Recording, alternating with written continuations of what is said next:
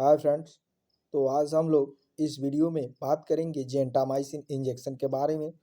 तो हम लोग देखेंगे जेंटामाइसिन इंजेक्शन क्या होता है, ये कौन से ड्रग्स होते हैं, इसको किस किस बीमारी में लगाई जाती है और इसका डोजेस क्या होते हैं, सभी के बारे में हम लोग इस वीडियो में देखेंगे।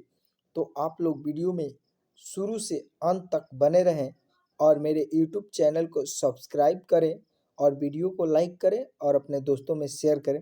तो चलिए हम लोग देखेंगे जेंटामाइसिन इंजेक्शन के बारे में। Gentamicin is medicine which belong to aminoglycosidic, यानी जेंटामाइसिन इंजेक्शन किस क्लास के ड्रग्स में रखा गया है? एमिनोग्लाइकोसिडिक ड्रग्स के क्लास में रखा गया है। It is antibacterial medicine use to treat different infection, यानी डिफरेंट इन्फेक्शन।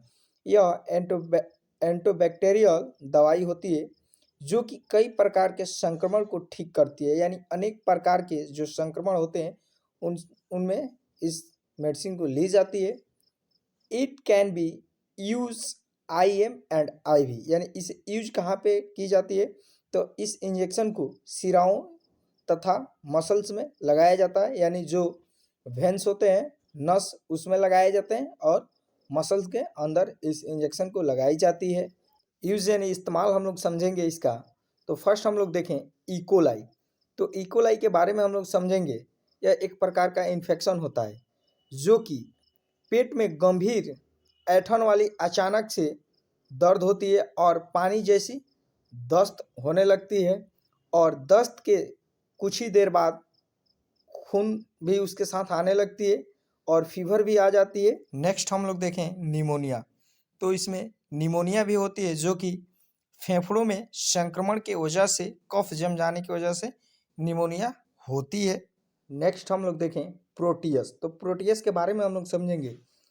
इस बीमारी में विभिन्न प्रकार के टिश्यू और हड्डियाँ तथा त्वचा और अंग या धमनियों की टिश्यू भी बढ़ने लगते हैं। जो फिगर के माध्यम से आप लोग देख सकते हैं, जो इसमें विभिन्न प्रकार के अंग होते हैं, टिश्यू होती है, त्वचा होती है, वो बढ़ने लगती है।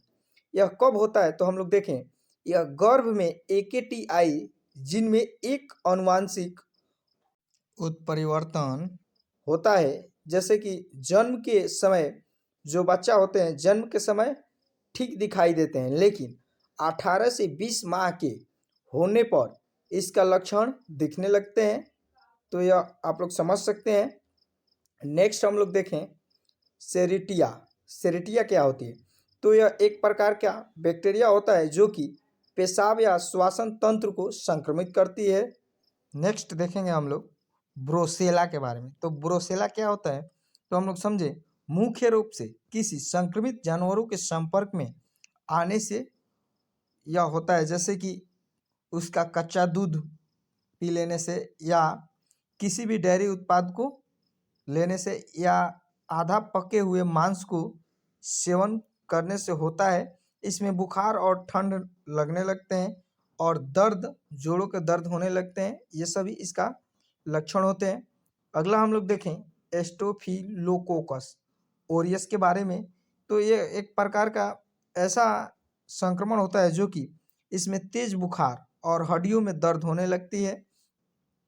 ऐसे ही यर्सीनिया होती है। तो इस सभी के बारे में हम लोग देख लिए। आगे हम लोग देखेंगे इन्फेक्शन यूजेस, यानी कौन से संक्रमण में इसे इस्तेमाल की जाती है। तो हम लोग पीछे इसका ग्रुप नेम देखे थे, जैसे कि हम लोग देखे थे इकोलाई। तो इकोलाई हम लोग समझे थे कि उसमें कौन सी बीमारी होती है। तो इकोलाई में पेट के जो बीमारी होते हैं उसे हम लोग समझे थे। उसी प्रकार से इसमें हम लोग देखेंगे एब्डोमेन इन्फेक्शन, यानी पेट में किसी प्रकार के संक्रमण होते हैं, उस समय इस इंजेक्शन को लगाई जाती है। मेनिंजाइटिस, जो यह सर में एक ग्रंथि होती है, जो मेनिंजाइटिस के एक प्रकार के ये भी संक्रमण होते हैं, उस इलाज में ली जाती है। यूरिन इन्फेक्शन, यानी यूरिन में किसी प्रकार के इन्फेक्शन होते हैं, उस समय इस इंजेक्शन को लगाई जाती है। श्वसन के रास्ते में इन्फेक्शन, यानी सांस लेने में कठिनाई होती है किसी प्रकार के इन्फेक्शन की वजह से, उस समय इस इंजेक्शन को लगाया जाता है। ब्लड इन्फेक्शन, यानी ब्लड में किसी प्रकार का संक्रमण होते हैं, या बोन एंड ज्वाइंट इन्फेक्शन यानी हड्डी और जोड़ों में किसी प्रकार का संक्रमण हो रहा है या दर्द हो रहा है, उस समय इस इंजेक्शन को लगाया जाता है। स्किन इन्फेक्शन यानी स्किन में किसी प्रकार के इन्फेक्शन हो रहे हैं उस समय, या ईयर यानी कान में किसी प्रकार के इन्फेक्शन होते हैं उस समय इस इंजेक्शन लगाई जाती है। तो आगे हम लोग समझेंगे इसका डोजेस। तो इसका डोजेस क्या होता है, कितने मात्रा में देनी होती है, तो हम लोग देखें इसका डोज 5 mg पर केजी पर डे, यानी दिन में 2 बार दी जाती है कंडीशन के ऊपर। तो आप लोग समझे कि जैसे कि 10 केजी अगर किसी का वेट है तो उसे मल्टीप्लाई किया जाता है 5 mg, यानी पर केजी 5 mg इस इंजेक्शन को लगाया जाता है। तो मान लीजिए कि किसी का 10 केजी वेट है तो 10 गुणे 5 mg हम लोग करेंगे तो 50 mg इंजेक्शन को लगाई जाती है। वीडियो देखने के लिए धन्यवाद। फिर मिलेंगे हम लोग नेक्स्ट वीडियो में।